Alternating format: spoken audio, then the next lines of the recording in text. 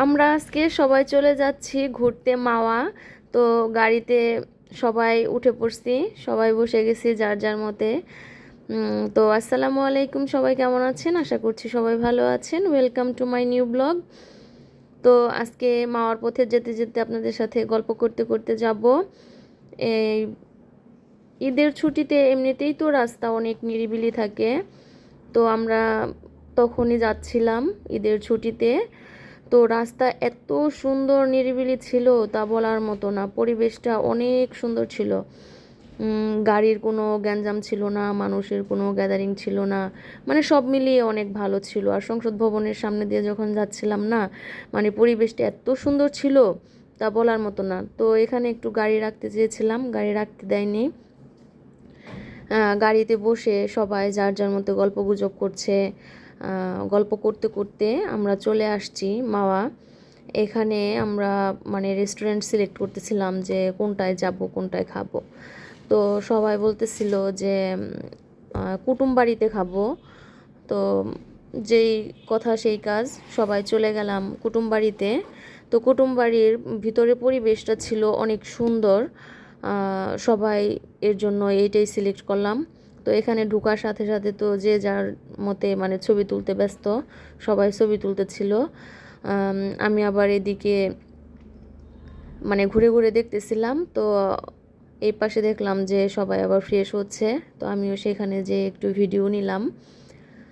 Video করতে করতে তারপরে এসে দেখি যে সবাই মানে খাবারের টেবিলে বসে গেছে। তো এই দিক দিয়ে এখনও আমি মাছও কিনতে পারিনি, মানে কোনো কিছুই রেডি হয়নি, অথচ ওরা মানে খাবার টেবিলে বসে গেছে। তো এখানে আমি মাছ মানে অনেক দামাদামি করে কিনতে হয়, তো আমি 2টা মাছ কিনে নিয়েছি আর এই ভাইয়াটার কাছে এগুলো কাটতে দিয়েছি। তো ভাইয়াটা বলতেছিল যে আপু আপনাদের মাছগুলো তো অনেক শক্ত, তো একটু পানিতে ভিজিয়ে নিলে ভালো হবে, কাটতে অনেক সুবিধা হবে। পরে একটু দেরি হয়েছে আমাদের মাছ কাটতে। তো মাছটা কাটতেছে আর ভাইয়া বলতেছে যে আপনাদের ভাগ্যটা অনেক ভালো, মাছটা খুবই ভালো, 2টা মাছই অনেক ভালো, খেয়ে অনেক মজা পাবেন। তো এই যে মাছ কাটা ডান। আর এখানে এই ভাইয়াটা মানে মাছ মাখানোর জন্য সব আর কি মশলা দিয়ে নিচ্ছিল। তো আমি বলতেছিলাম যে ভাইয়া একটু মরিচ টরিচ বেশি দিয়েন, আর ভাজাটা যেন সুন্দর হয়, সুন্দর করে ভেজে দিয়েন। তো ভাইয়া আবার বলতেছিল যে আপু আপনারা কি বেগুন ভাজা নেবেন? তো আমি বললাম যে না, বেগুন ভাজা নিব না, আমরা শুধু ভর্তা মাছ এগুলাই নিব, বেগুন ভাজা নিব না।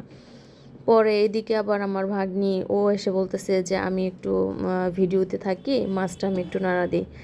পরে এই তো ও একটু ভিডিও করে নিল। আবার এই ভাইয়াটা বলতেছে যে আমি একটু মাছ মানে ফোকাস বেশি করি, এইভাবে ভিডিও নেন তাহলে সুন্দর লাগবে।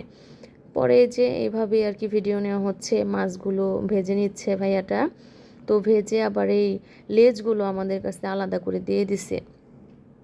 এই পাশে আবার আরেকটা ভাইয়া আসছে, উনি আবার ভর্তা বানায়। তো ওনার কাছে লেসগুলো মানে এনে দিছি। এনে দেওয়ার পরে ভাইয়া এই যে ভর্তার জন্য সব কিছু রেডি করতেছে।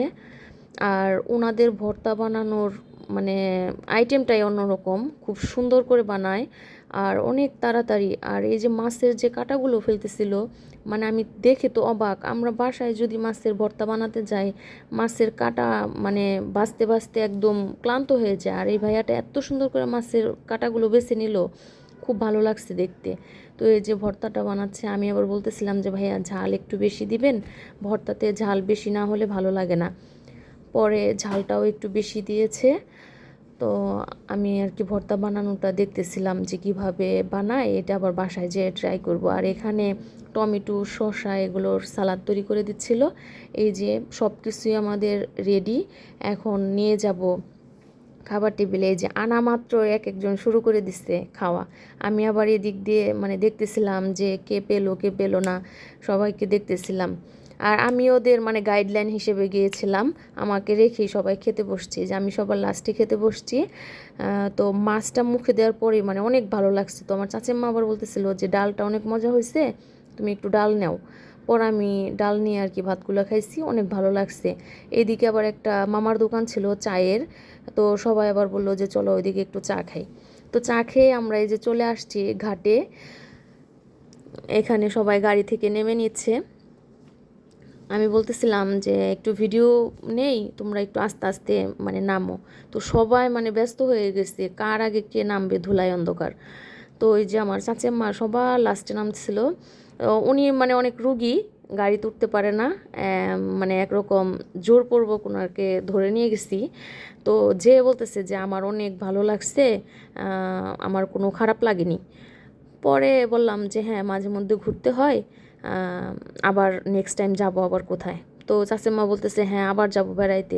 তো এদিকে ঘাটে যাওয়ার পথে এখানে কাঁচা আম মাখা, আনারস মাখা, তারপরে হচ্ছে যে চিংড়ি মাছ ভাজা, আচার, এগুলোর অনেক দোকান ছিল। তো আমরা এখান থেকে অনেক মানে কেনাকাটা করছি, যে যার মতো করে যে যেটা খাবে সেটাই। আর এই যে আমরা এদিক দিয়ে যাচ্ছি ঘাটে। আর যাওয়ার পথে মানে অনেক মানুষ ছিল, তো মানে সব ভিডিওগুলো আর কি নেওয়া যায়নি সুন্দরভাবে। আর এখানে একটা ফুলের দোকান ছিল, ওই ভাইয়াটা ফুল বিক্রি করতেছিল। আর এখানে বাচ্চাদের বেলুন, তারপরে হচ্ছে মানে অনেক আর কি খেলার জিনিস এগুলা ছিল। তো আমরা এই যে হাঁটতে হাঁটতে যাচ্ছি। আর বালুতে আমার হাঁটতে এত ভালো লাগে তা বলার মতো না।